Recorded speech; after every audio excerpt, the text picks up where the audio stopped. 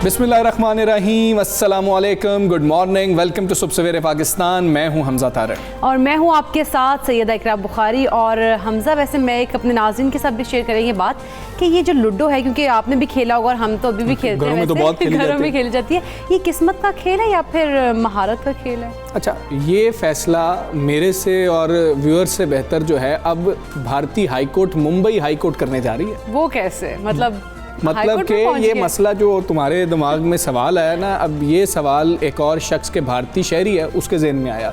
उसने जी high court से रुजू कर लिया और हाई कोर्ट से रुजू करके उसने कहा है कि भाई बात ये है कि क्योंकि भारतीय कानून के मुताबिक, महाराष्ट्र जो स्टेट है उसके कानून के मुताबिक जो भी किस्मत के खेल हैं उनमें जुआ हो सकता है, तो चूंकि जुआ हो सकता है और जुआ किस्मत से रिलेटेड होता है तो इसको गैर कानूनी करार दे दिया जाए। जो लूडो ऐप लोग लूडो गेम नहीं खेल रहे होते हैं ऑनलाइन, उसके ऊपर है। अब मसला ये है कि उधर एक और शख्स आया, उसने ये बात की कि भाई जो जीतने वाला है वो तो यही कहता ना कि मैंने चाल ऐसी चली थी मेरी महारत की वजह से, और दूसरा हारने वाला क्या कहता है? मेरी किस्मत खराब थी इसलिए मेरे नंबर अच्छे नहीं आए, अगर मेरे 6 आ जाते तो मैं भी जीत जाता। हाँ। तो जी हाई कोर्ट ने ये केस लगा दिया, मुंबई हाई कोर्ट ने, और अब मुंबई हाई कोर्ट ये फैसला करने जा रही है कि भाई ये किस्मत का खेल है या महारत का खेल है। अगर किस्मत का खेल हुआ तो शायद इस गेम पर पाबंदी लगा दी जाए, लेकिन अभी तक फैसला नहीं हुआ। और इसमें एक और चीज़ क्या है, एक और चीज़ वैसे मेरा ख्याल है जो आवाम के लिए बड़ी परेशानी की बात है, वो ये है कि 4,64,000 जो केसेस हैं वो पेंडिंग हैं मुंबई हाई कोर्ट के अंदर। वो अभी तक लिस्ट ही नहीं हुए पहली दफ़ा, और वो पेंडिंग है, उन पर कोई बात नहीं हुई। लेकिन अब मुंबई हाई कोर्ट इस बात का फैसला करेगी कि जी लूडो जो है वो महारत का खेल है या फिर किस्मत का खेल है। और इस वक्त ट्विटर पर मीम्स बनाई जा रही हैं और वो लोग यही बात कर रहे हैं कि भाई जो बाकी पेंडिंग केसेस हैं वो भी परेशान है, पेंडिंग है, और वो लूडो का सबसे आगे है। वगैरह पेंडिंग केसेस खुद परेशान है कि भाई हमारी कोई वैल्यू नहीं है, लूडो की इतनी वैल्यू है, काश हम भी लूडो खेले होते। तो इस तरह की बातें हो रही है। खैर, अब लूडो किस चीज़ का खेल है, महारत का खेल है या किस्मत का खेल है, ये जब मुंबई हाई कोर्ट बता देगी तब हम भी आपको बता देंगे। अभी बात कर लेते हैं कोरोना का खतरा कम होने पर तालीमी इदारे तो हमने खोल दिए, मगर कहर ढाती गर्मी और लोड शेडिंग की वजह से ये फैसला ज़्यादा दानिशमंदाना नहीं लग रहा, या फिर ये लग रहा है कि हमें कुछ मज़ीद इक़दामात की ज़रूरत है। एग्जैक्टली हमजा, क्योंकि गुज़श्ता अगर रोज़ वफाकी दारहुकूमत की बात की जाए तो अफसोसनाक वाक़या वहाँ पेश आया। भाराकाऊ के इलाके मालपुर में बिजली की बंदिश और शदीद गर्मी से स्कूल के 25 बच्चे बेहोश हो गए थे। देखें, और पेरेंट्स कितने परेशान हैं, सब लोग परेशान हैं कि ऐसा क्यों हो गया। स्कूल इंतज़ामिया के मुताबिक सुबह से स्कूल में बिजली गायब थी, वापडा को इत्तला भी दी, उसके बावजूद बिजली की फराहमी नहीं की जा सकी। बेहोश होने वाले बच्चों को नाक से खून आना भी शुरू हो गया था। वो हम देख रहे थे, फुटेजेस जो थी वो इतना दुख हो रहा था और देखी नहीं जा रही थी कि किस तरीके से बच्चे परेशान हैं, नाक से खून आ रहा है, बेहोश हैं। एक तो इतना बच्चों का हर्ज हुआ है पहले ही, मतलब इस तरह तालीम का हर्ज हुआ, और अब इस तरह से स्कूल ओपन होने के बाद जो गर्मी की सूरत हाल है, इसके बाद बच्चों को तिब्बी इमदाद के लिए हमजा वो जो सारे बेहोश हो गए थे उनको अस्पताल भी मुंतकिल किया गया। सख्त गर्मी और गैर एलानिया लोड शेडिंग के बाद स्कूल में छुट्टी दे दी गई। दूसरी जानिब अगर बात की जाए तो मुल्क भर में भी बिजली का बहरान संगीन सूरत हाल इख्तियार कर गया। इसको लिंक किया जा रहा है, एक तो मतलब कि ज़्यादा गर्मी से लिंक किया जा रहा है, दूसरा क्योंकि लोड शेडिंग थी और मसाइल का सामना था, खासतौर पर सरकारी स्कूलों की इसके ऊपर बात की जा रही है कि वहाँ पर इंतजामात इतने अच्छे नहीं होते, बच्चों को मुश्किलात का सामना रहा। आप देखें बच्चे जिस तरह हम देख रहे हैं कि ग्राउंड में मौजूद हैं, पाइप उनके हाथ में है पानी के, और वो अपने मुँह के ऊपर जो है वो पानी डाल रहे हैं कि किसी तरह से हमें कोई रिलीफ मिल सके, हमें कुछ बेहतरी हो। लेकिन हम देखते हैं कि आप पानी अगर नल खोलें तो कितना गर्म आ रहा होता है, तो वो पाइप जो बाहर पड़ा हुआ है उससे पानी कितना गर्म आ रहा होगा। वो बच्चे हैं, वो तो खैर कोशिश कर रहे हैं, शायद खराब हो सकती है उनको किसी ने कहा। और मजमूई शॉर्टफॉल की हम बात करें कि एक जो फैक्टर बताया जा रहा है वो 5000 मेगावाट तक पहुंच गया है, और मुतादिद इलाकों में गैर एलानिया लोड शेडिंग का सिलसिला भी शुरू हो गया है, और अवाम जो है वो इस वक्त एहतजाज कर रही है। ताहम वजारत तवानाई दावे कर रही है कि शॉर्टफॉल 1500 मेगावाट है और लोड शेडिंग भी कम हो रही है। ताबिश गौर साहब ने तो ये कहा है कि ये 1-2 दिन में मामला हल हो जाएगा। खैर, पेरेंट्स बहुत ज़्यादा परेशान थे, जो कल की सिचुएशन थी। पेरेंट्स कह रहे हैं, हमने उन्हीं से बात करने की कोशिश की है, पहले आपको वो सुना देते हैं। इस तरह गर्मी ज़ोर पकड़ चुकी है कि बच्चों के स्कूल जो हैं वो बंद होने चाहिए, और जिस तरह पहले रूटीन में छुट्टियां 3 माह की होती थी, जून जुलाई अगस्त, उसी चीज़ को मद्देनज़र रखें। ऐसी सख्त गर्मी में बच्चों को छुट्टी देनी चाहिए। कोरोना की वजह से तो इन्होंने छुट्टियां दे दी, अब सूरज सवारे पे आ गए, इसकी वजह से बच्चे बेहोश हो रहे हैं। गर्मी शदीद गर्मी पड़ रही है, इनको चाहिए कि बच्चों को अब छुट्टी दें। स्कूल देखें जी खुल गए, ठीक है, तालीम का बच्चों का जो है वो बहुत ज़्यादा हर्ज हो रहा था। अगर तो ये प्राइवेट स्कूल है तो उनको चाहिए कि बच्चों को एयर कंडीशन, जो बच्चों को कूलर वगैरह या बच्चों के लिए ठंडा पानी, ऐसी चीज़ें प्रोवाइड करें जिसकी वजह से ये मसला ना हो। 48 के टेम्परेचर के बराबर ये बच्चों के साथ बहुत बड़ा जुल्म है ये स्कूल खोल देने। मैं कहता हूँ जहाँ इतना अवाम ने सब्र किया, बच्चों ने सब्र किया है, तो खुदारा बच्चों की हेल्थ का ख्याल किया जाए, बच्चों की सेहत का ख्याल किया जाए और स्कूलों को फ़िलहाल बंद कर दिया जाए। जितनी गर्मी पड़ रही है स्कूल को बंद करना चाहिए, गर्मी की छुट्टियां देनी चाहिए बच्चों को। स्कूल खुल गए हैं और लोड शेडिंग भी है, सख्त गर्मी पड़ रही है, बच्चे भी बेहोश हो जाते हैं और इस मौके पर वालिदैन अपने बच्चों को, मासूम बच्चों को किस तरह स्कूल भेजें, घबराते हैं किस तरह भेजें। हम बच्चों को स्कूल नहीं भेजना चाहिए क्योंकि अगर इतना अरसा कोरोना की वजह से बंद रहा है तो गर्मी की वजह से भी 1 माह और इंतज़ार कर लेते, जब मौसम बेहतर हो जाए तो फिर स्कूल खोलने चाहिए। 4 घंटों से लाइट गई हुई है तो वो वहाँ बच्चे क्या जाएंगे स्कूलों में, वहाँ तंग होंगे सर जी। अब ये फीसों के लिए बुलाया उन्होंने स्कूल, और तो कोई बात नहीं, जुलाई में तो ये दोबारा छुट्टियां दे देंगे। ये असल में हुकूमत ने जो है ये इतना अच्छा फैसला नहीं किया। पहले जब मौसम अच्छा था तब स्कूल खोले नहीं, अब इन्होंने फ़ीसें लेने के लिए जो है ना ये सारा सिस्टम किया है। छोटे हैं बच्चे और ज़्यादातर जो गवर्नमेंट स्कूल हैं उनमें ये काफ़ी मसला आ रहा है कि बच्चे ज़्यादा बीमार हो रहे हैं गर्मी की वजह से। जी, बच्चे ज़्यादा बीमार हो रहे हैं, ये आप कंसर्न देख रहे हैं जो पेरेंट्स के हैं, जो वो बात कर रहे हैं। अच्छा इकरा, मामला ये भी है कि अगर हम दौरानिया देखें ना, आज हम 10 जून है, अब छुट्टियां होती थी, समर वेकेशन। हाँ, और ये वही टाइम है कि जब कहा गया कि हम समर वेकेशन इसलिए नहीं कर रहे होंगे, उनको महदूद किया जाएगा, चंद दिनों की शायद कर दी जाएंगी क्योंकि हमने पहले बहुत छुट्टियां की हैं। खैर बात करेंगे, हमारे साथ सदर सर्विंग स्कूल्स अलायंस मियाँ रिज़ाउर रहमान साहब मौजूद हैं स्टूडियो में, उनसे जानेंगे कि पेरेंट्स उनको क्या कह रहे हैं। रिज़ाउर रहमान साहब अस्सलाम वालेकुम, गुड मॉर्निंग सर। वालेकुम सलाम एंड गुड मॉर्निंग सर। ये पूरी सिचुएशन आपने देखी, जो पेरेंट्स गुफ्तगू कर रहे हैं जिनसे हमने बात करने की कोशिश की है, आपको गलती कहाँ पर लग रही है? ठीक है, गवर्नमेंट ने खोल दिया, फैसला कर लिया गया, लेकिन कल जो हालत हुई उसके बाद आप लोग भी वाकई परेशान हैं? देखिए गर्मी तो वाकई बहुत है, शिद्दत बहुत है। पंजाब और सिंध के बाज़ इलाके ऐसे होते हैं जहाँ पे गर्मी ये हमारे शहरों की निस्बत वहाँ पे और भी ज़्यादा होती है। तो इसमें एक्चुअली देखा ये जाता है कि हालात के मुताबिक क्या तदबीर की जाए कि जो सारे बच्चों के लिए, लोगों के लिए, पब्लिक एट लार्ज के लिए आसानी पैदा कर सके। ठीक है। तो देखें हमारा जो असलाफ है, अगर देखा जाए तो हम बहुत अर्ली मॉर्निंग उठने वाले लोग थे। फजर की नमाज़ पढ़ी और अपने कारोबार पे चले गए। फजर की नमाज़ पढ़ी और उसके बाद अपनी तालीम और तदरीस का सिलसिला शुरू किया। तो वो जो हम फजर की नमाज़ के बाद 4 घंटे का गैप देने के बाद बच्चों को बुलाते हैं, मेरा ख्याल है उस 4 घंटे को यूज़ करना चाहिए, उसको कंज्यूम करना चाहिए। देखें आजकल तो फजर की नमाज़ 4:15 बजे उसका टाइम मुकम्मल हो जाता है। स्कूल अगर चाहें, वालिदैन चाहें, हम टीचर चाहें तो 5 बजे बच्चों को स्कूल बुला सकते हैं। अच्छा। 5 बजे से लेके अगर 9 बजे तक बच्चों को स्कूल बुलाया जाए तो ये बड़ा मुनासिब टाइम है। अभी 9 बजे हैं, मैं अभी आया हूँ, बड़ा मुनासिब मौसम है जिसमें चला फिरा जा सकता है, आप ईज़िली आप गर्मी को बर्दाश्त कर सकते हैं या इसके इतने मुज़र असरात नहीं होंगे। लेकिन अगर 9 to 5 कर दिया जाए टाइम, हमने गवर्नमेंट को आपके चैनल के तवज्जुह से पहले भी ये रिक्वेस्ट की कि आप टाइम के ऊपर मद्देनज़र रखें, बच्चे इस गर्मी को बर्दाश्त नहीं कर सकेंगे। अगर टाइम पहले कर दिया जाए, 9 to 5 कर दिया जाए, उस वक्त हमने 5 to 9 कर दिया जाए तो ये बड़ा एक कंफर्टेबल जोन आ जाएगा बच्चों के लिए।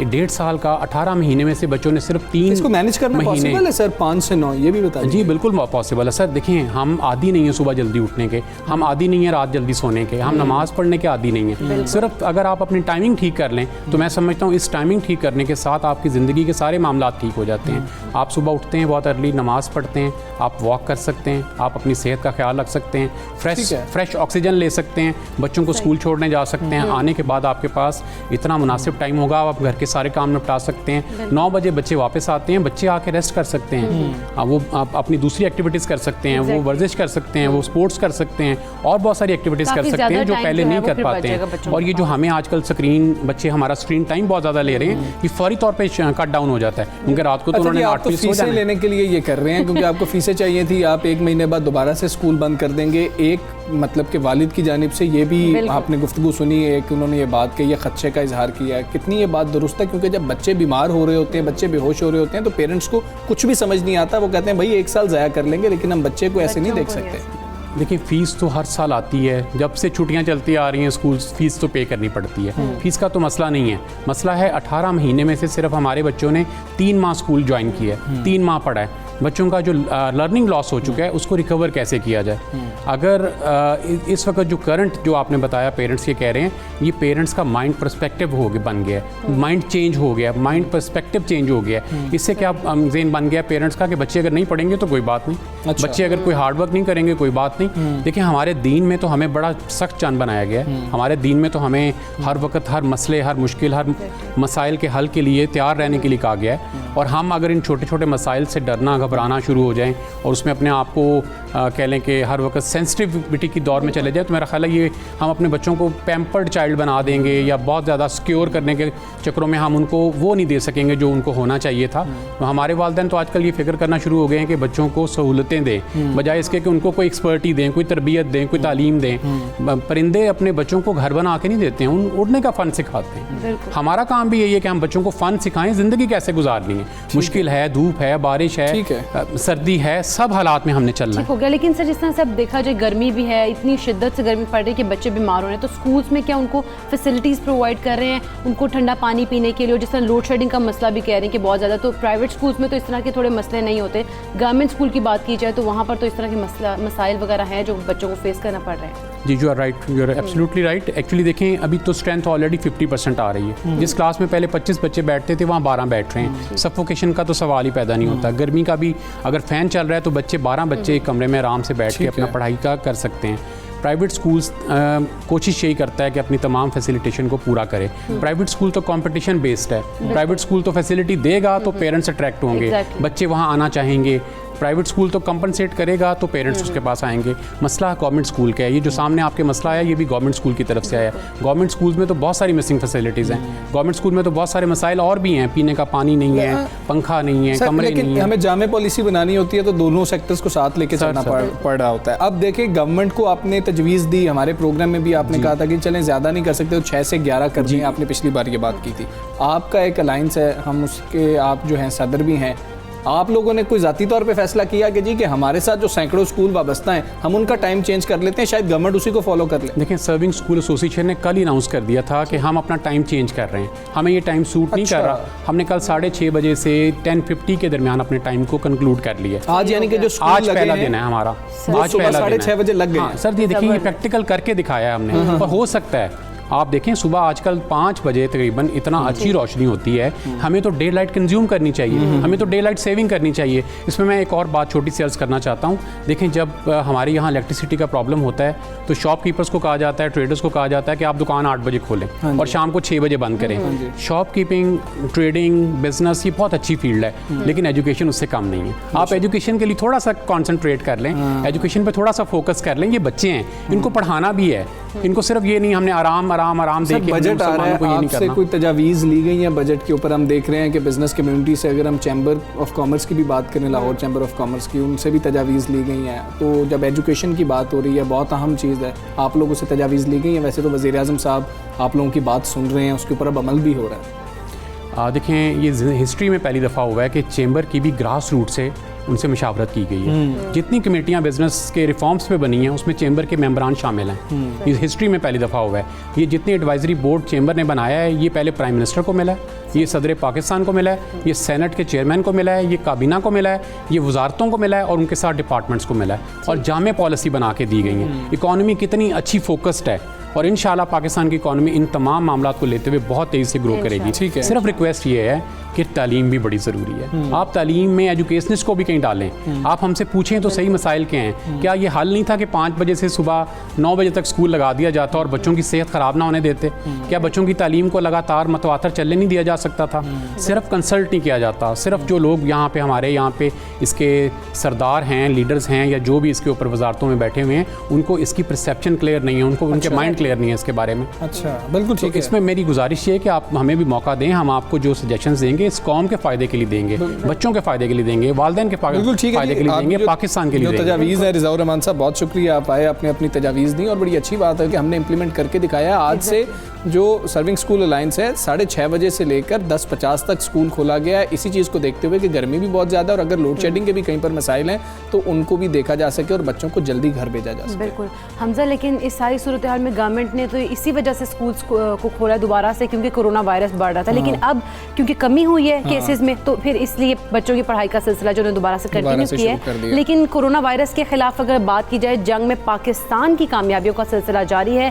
पाकिस्तान ने 1 करोड़ कोरोना वैक्सीन लगाने का हदफ भी मुकम्मल कर लिया। हाँ जी, 1 करोड़ लोगों को डोज लगा दी गई है। NCOC के सरबराह असद उमर का कहना है कि हमारा हदफ इस साल 7 करोड़ अफराद को वैक्सीन लगाना है। तकरीबन 3.5 लाख लोग रोज़ाना रजिस्ट्रेशन करवा रहे हैं, जो कि बहुत अच्छी बात है कि अब बड़ी तादाद में लोग खुद को रजिस्टर करवा रहे हैं। कल से 18 साल से ज़ायद उम्र के अफराद की वॉक इन वैक्सीनेशन भी शुरू की जा रही है। ले भाई, अगर आप लोग जो हैं शनाख्ती कार्ड आपका बना हुआ है, शनाख्ती कार्ड लेके जाएं और अब आपको किसी कोड की ज़रूरत नहीं है, किसी मैसेज की ज़रूरत नहीं है। सेंटर में जाएं, जाके वैक्सीन लगवाएं और ख़ुद को भी महफूज रखें, अपने घर वालों को भी महफूज रखें, पाकिस्तान को भी महफूज रखें। वॉक इन वैक्सीनेशन का यही तो फ़ायदा है कि कोई भी करवा सकता है, जो कि 18 साल से ऊपर के लोग हैं। और NCOC ने कोरोना का जोर टूटने पर कारोबारी पाबंदियाँ भी नरम करने का ऐलान कर दिया है। कारोबारी अफराद जो उनके लिए भी ये अच्छी खबर है। हफ्ते में 2 दिन की बजाय अब 1 दिन छुट्टी होगी, इनके 1 दिन बंद होगा तो 1 दिन छुट्टी होगी, और 1 दिन जो छुट्टी का फैसला है वो सुबह अपनी मर्जी के मुताबिक कर सकते हैं। बिल्कुल ठीक है, वो सुबह को इख्तियार दे दिया गया। मज़ारात की बात कर लें, हम सिनेमाज़ की बात कर लें, उन पर पाबंदी खैर बरकरार रखी गई है। दफातर में 100% हाजिरी की इजाज़त भी दे दी गई है और बैनुल सूबाई ट्रांसपोर्ट हफ्ते में 2 दिन बंद रखने की पाबंदी को भी इकरा ख़त्म कर दिया। यकीनन ये एक अच्छा इकदाम है। NCOC के मुताबिक अगर बात की जाए तो 30 जून तक पब्लिक सेक्टर तमाम मुलाजमीन वैक्सीनेशन के पाबंद होंगे। और दूसरी जानब अगर बात की जाए इक़्तिसादी राब्ता कमेटी की, तो कोरोना वैक्सीन की खरीदारी के लिए $1 अरब की मंजूरी भी दे दी गई है। हाँ, इससे कौन कौन सी वैक्सीन खरीदी जाएगी, क्या फैसले किए जा रहे हैं? पार्लिमानी सेक्रेटरी बराए हेल्थ डॉक्टर नौशीन हमारे साथ मौजूद हैं। डॉक्टर साहिबा अस्सलाम वालेकुम, गुड मॉर्निंग। डॉक्टर साहिबा, एक बड़ा टारगेट हमने जो है अचीव किया है, 1 करोड़ जो है हमने डोजेज़ लगा दी हैं लोगों को, बहुत बड़ा टारगेट है। आप क्या देख रही हैं कि ट्रेंड बदल गया है? पहले जब हम स्टार्ट में बात करते थे आपसे तो हम परेशान होते थे कि लोग आ नहीं रहे, अब लोग आ रहे हैं, थोड़ा सा हमें इत्मीनान हो गया। जी बिल्कुल, देखें जी, ये वैक्सीन चूँकि दुनिया में पहली दफ़ा बनी थी, लोगों को बड़ी हेजिटेंसी थी, सब लोग एक वेट एंड सी वाली पॉलिसी पे चल रहे थे कि वो देखना चाह रहे थे कि जिनको वैक्सीन लग रही है वो उनकी सेहत कैसी रहती है या कोई साइड इफ़ेक्ट्स वगैरह तो नहीं। पर अब जिस तरह लोगों को लगती जा रही है, लोगों के अपने फ्रेंड्स को, अजीज़ों को, तो एक कॉन्फिडेंस बिल्ड होता जा रहा है और लोगों को यकीन होता जा रहा है कि ये एक सेफ वैक्सीन है, इसके कोई मुज़र असरात जो है वो सामने नहीं आए, ना ही कोई रिएक्शन जो है वो नज़र आया। तो अब लोग ज़्यादा विलिंगली आके लगवा रहे हैं और जिस तरह आप देख रहे हैं कि दिन ब दिन इजाफा हो रहा है। साथ साथ हुकूमत ने भी अपनी कैपेसिटी जो है उसको बिल्ड किया है कि अब हम तकरीबन 5 लाख वैक्सीन डेली लगाने की कैपेसिटी को अचीव कर चुके हुए हैं। तो इंशाअल्लाह ताला ये मजीद भी बढ़ाई जा रही है और जिस तरह ये पहले 3 महीने में 1 करोड़ हुआ है, मैं समझती हूँ आने वाले दिनों में शायद हम इससे बहुत पहले कम टाइम के अंदर जो है हम ये टारगेट अचीव कर लेंगे। जी अच्छा डॉक्टर साहब, ये भी कहिएगा कि 1 लाख फाइजर वैक्सीन जो है वो भी पाकिस्तान आई थी, लेकिन कहा यह जा रहा था कि फाइजर वैक्सीन अभी तक नहीं लगाई जा रही, इसकी क्या वजूहात है? देखिए जी, अभी फाइजर की हमें 1 लाख डोजेस आई हैं। 1 लाख डोजेस का मतलब है कि ये 50,000 लोगों को लग सकती है। तो फाइजर वैक्सीन में चूंकि थोड़ा सा एडिशनल एडवांटेज ये है कि ये जिन लोगों की ऑलरेडी बहुत लो इम्यूनिटी है, जैसे जिनके ट्रांसप्लांट हो चुके हैं या जो कीमोथेरेपी के ऊपर है या जो जिगर के या गुर्दों के अमराज में मुब्तला है, उनके लिए ये जो है वो बहुत सूटेबल ये वैक्सीन है। तो इसलिए प्रायोरिटी जो है उन बीमार लोगों को दी जा रही है जिनको इस वैक्सीन की इम्यूनिटी जल्दी बिल्ड हो जाती है। तो फिलहाल ये कि हमने इसको लिमिट किया जब तक मजीद डोजेस नहीं आ जाती कि हम जो क्रिटिकली या क्रॉनिक पेशेंट्स जो हैं उनके ऊपर इसको लगाया जाए, क्योंकि उनको इसकी ज़्यादा ज़रूरत है। ठीक है डॉक्टर साहब, ये भी बता दीजिएगा $1 बिलियन जो हैं वो भी मुख्तस कर दिए गए हैं, हम मज़ीद वैक्सीन जो है वो मंगवाने लगे हैं, उसमें क्या फ़ाइज़र को भी रखा गया है और फ़ाइज़र के लिए अब काम किया जा रहा है? क्योंकि हमने अगर ट्रैवल करना है तो शायद हमें फ़ाइज़र की ज़्यादा ज़रूरत पड़ेगी। जी डेफिनेटली जी, हमने जो भी हमने चीज़ परचेज करनी है, इस वक्त हम हर एवेन्यू को जो है वो टैप कर रहे हैं, चाहे वो चाइनीज़ वैक्सीन हो, फाइजर की हो, ऑक्सफोर्ड की हो, रशियन वैक्सीन हो, जहाँ से भी इस वक्त, क्योंकि डिमांड एंड सप्लाई का पूरा इशू जो एक इशू है वो दुनिया में मौजूद है इस वक्त। मगर पाकिस्तान जो है वो हम जो वैक्सीन भी अवेलेबल होगी, अगर वो क्वालिटी की है, अप्रूव्ड है, उसकी एफिकेसी और सेफ्टी इंश्योर्ड है, तो जो भी वैक्सीन हमें मिलेगी और जिस एवेन्यू से भी मिलेगी पाकिस्तान परचेज करेगा। सही। नौशीन साहिबा, जिस तरह से कहा जा रहा है कि वैक्सीनेशन ना करवाने वालों के खिलाफ जो है सख्त इकदाम भी तजवीज़ करने की खबरें हम ये सुन रहे हैं, तो आपके पास इस हवाले से क्या मालूमात है? देखिए जी, इसके लिए सिंध ने तो थोड़ा सा सख्त ऐलानात किए थे कि जो लोग वैक्सीन नहीं लगवाएंगे, सरकारी मुलाजमीन उनकी तनख्वाहें बंद की जाएंगी, इस तरह के कुछ इकदाम थे।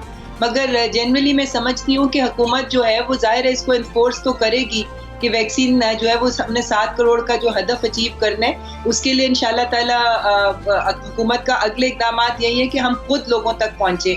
अभी तो जो लोग रजिस्टर करा रहे हैं और खुद से सेंटर्स पे आ रहे हैं उनको लगाई जा रही है, मगर मुख्तलिफ प्लान्स बनाए गए हैं, जैसे तमाम अदारे जो हैं प्राइवेट हों या पब्लिक सेक्टर के हों, उनके सरबराहान को कहा गया है कि वो इंश्योर करें कि तमाम स्टाफ को लगाई जाए, उनके रिश्तेदारों को लगाई जाए, उनकी फैमिली वालों को लगाई जाए। तो ये इस तरह से डिफरेंट मैकेनिज्म्स के तहत हम लोग खुद अब लोगों तक पहुंचेंगे इंशाल्लाह। ठीक है डॉक्टर साहब, एक और अहम मामला ये है कि हम कल भी रिपोर्ट कर रहे थे कि बड़ी तादाद में लोग हैं जिन्होंने पहली डोज लगवाई है, दूसरी डोज के लिए ड्यू डेट थी, लेकिन वो दोबारा लगवाने के लिए सेकंड डोज वापस नहीं आए हैं। इसमें अब 2 फैक्टर्स हैं। एक फैक्टर ये है कि लोग शायद खुद वापस आना नहीं चाह रहे थे, दूसरी चीज़ ये है कि लोगों को दूसरी डोज के लिए मैसेजेस भी नहीं जा रहे, वो कह रहे हैं हमें मैसेज ही नहीं आया तो हम कैसे चले जाएं। इस कन्फ्यूजन को कैसे दूर करना चाहिए?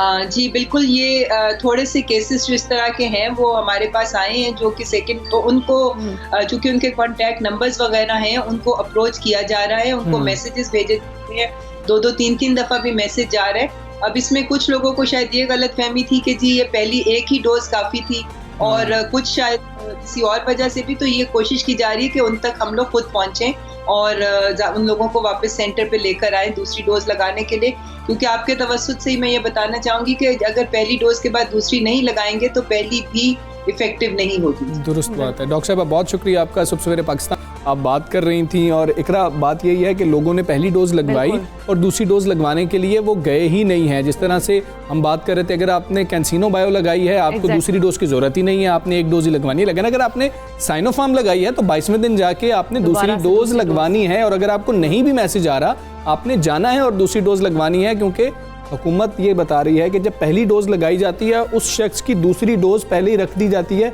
कि इसको दूसरी डोज लगेगी, और अगर आपने साइनोवैक लगवाई है तो फिर आपने 28वें रोज जाकर दूसरी वैक्सीन दूसरी डोज जो है वो खुद लगवानी है। तो लोगों को हमें भी कहना चाहिए कि आप लोग जाएं, हमारे प्लेटफॉर्म के तहत भी लोगों को अवेयर करना चाहिए हम लोगों को। तो बहुत ज़रूरी है कि हम लोग खुद को वैक्सीनेट करवाएं। अब तो भाई सब वॉक-इन है कल से, तो आप आराम से जाएं और आराम से जाके जो है खुद को वैक्सीनेट करवा सकते हैं। एक ब्रेक लेते हैं। बिल्कुल हमजा, ब्रेक के बाद वापस आएंगे। Stay with us.